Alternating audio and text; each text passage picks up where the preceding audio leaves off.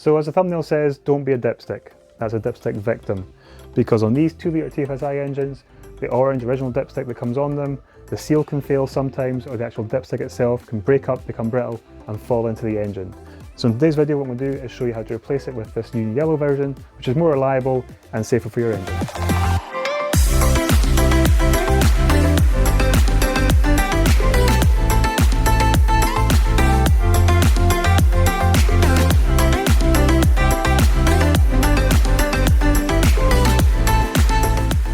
How's it going? I'm Kev, welcome to North Coast Workshop, where you'll find content on car modification and DIY.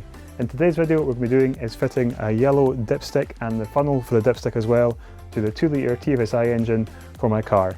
Now there's a common fault with the orange one on the car originally, and this tends to be when the seal on the dipstick fails and this causes a vacuum leak, or sometimes the dipstick itself with age becomes brittle and is known to sometimes break up and actually fall down into the funnel and into the engine oil, and then obviously that can damage the engine itself. Now the priority with this dipstick is obviously to change the dipstick itself. The funnel is just purely for cosmetics to make sure it all matches. I did basically have on the car for long enough just a yellow dipstick and an orange funnel, but now in today's video I've swapped it all over. Now I'll admit that I'm going to do this video back to front because the dipstick is actually now fitted to the car, and yeah, I had to make sure that it actually worked because I wasn't too sure how to go about this job, and a bit of trial and error, and it's now fitted, and I now know how to explain to yourself how to get this to work for your car as well. I also got a glove on still because I managed to cut myself and I don't want to be showing blood on the camera. So let's get started with a few of the tools you need for doing this job. You need a ratchet with a short extension and a T25 Torx bit on the end of it, a couple of 10mm spanners. Correction to that, actually, you'll just need one spanner, one 10mm spanner, and then you can get your hands on one of these toolkits for bikes, for push bikes, and it's a 10mm spanner on the bike toolkit that you'll need, and you'll see why in a wee bit. A wee inspection torch is handy as well, and a couple of pliers. Also what you need is a nut, and it'll fit the 10mm spanner. I'm not actually sure what size it is inside, but it should be able to fit on the thread of this bar here. So first up, if you've got the KO4 turbo, you'll have the diverter valve up here, so you just want to remove this pipework from out of the way. Squeeze the clamp, move it up there, and then just carefully twist the pipework out of the way. Next up, release this pipework from the plastic clamps. And then you'll get a T25 Torx to remove this screw down here.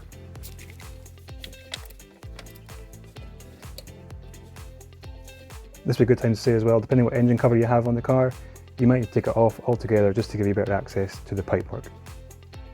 Now what you want to do is remove this 10mm nut from this bolt here.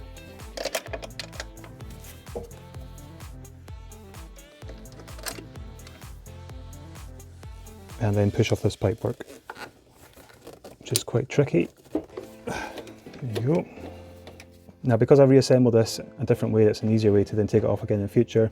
There's a wee collar on this bolt that sticks down here, and the collar is underneath my yellow dipstick just now, but usually it's on top between the dipstick holder bracket and the actual inlet manifold as well. Now if you're changing your dipstick and dipstick holder, and you're not planning on keeping the dipstick holder as a spare, then you can basically butcher this bracket that holds it onto the bolt. But first you want to make a bit of room between dipstick holder bracket and the inlet manifold. So I don't know if many of you will know this method, but you basically put back on the wee nut, not all the way up, but just on so far. Then get your second nut and screw it up against the other one.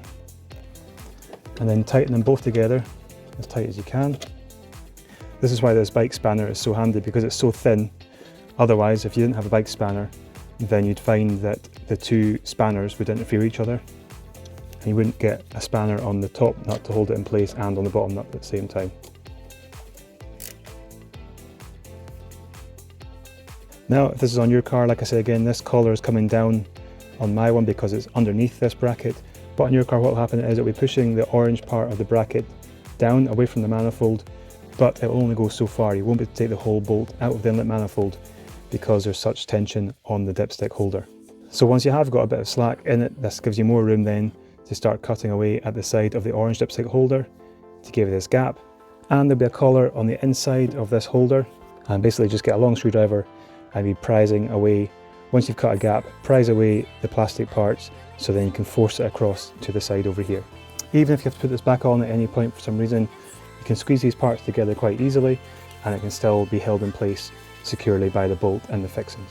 So I've just cut this bit now because obviously I don't need to take this off the same way as you'll be taking yours off. But now the bolt will be left with the collar from the plastic dipstick holder will still be around the top of this bolt here, and you just want to remove the rest of this bolt from the fixing in the inlet manifold.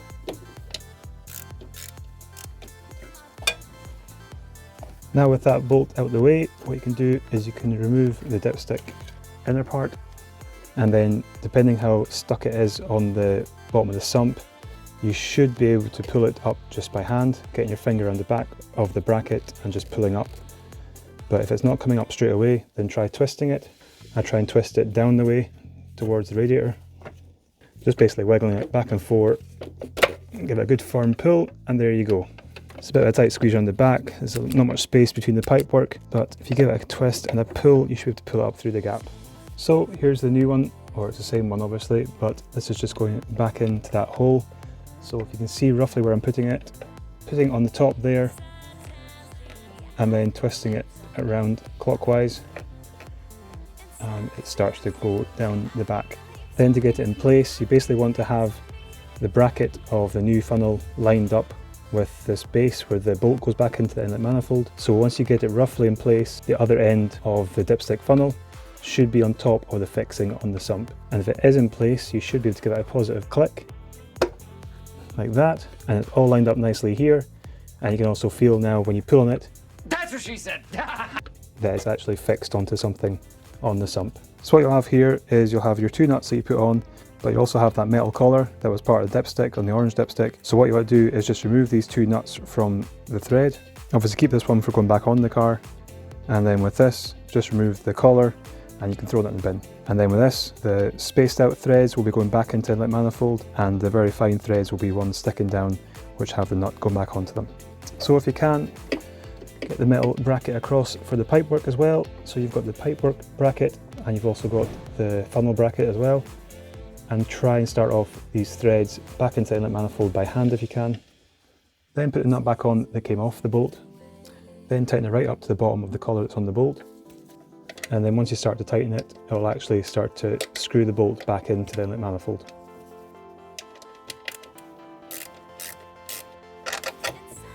Check it's all secure.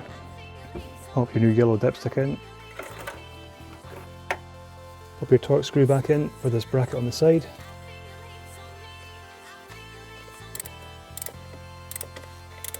And then just open up your brackets and pop your pipework back into them as well.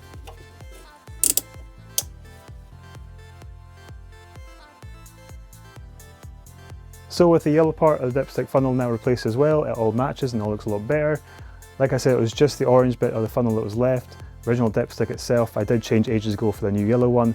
Not because it had failed, but just because I'd read so many things about them causing problems and being dangerous for the engine, so I did change it out pretty quickly. But yeah, you can see the butchered mess on this old orange dipstick funnel, and not something I'm very proud of, but at the time it was the only way I could get it off. But hopefully that's been easy enough and something you can follow along yourself. And if there is any issues, then drop it down below in the comments and I'll try and answer any questions you've got regarding changing this funnel and dipstick over. To be honest, the dipstick is pretty straightforward. I shouldn't really have to show how to change the dipstick, but some people might ask anyway. You're welcome to ask.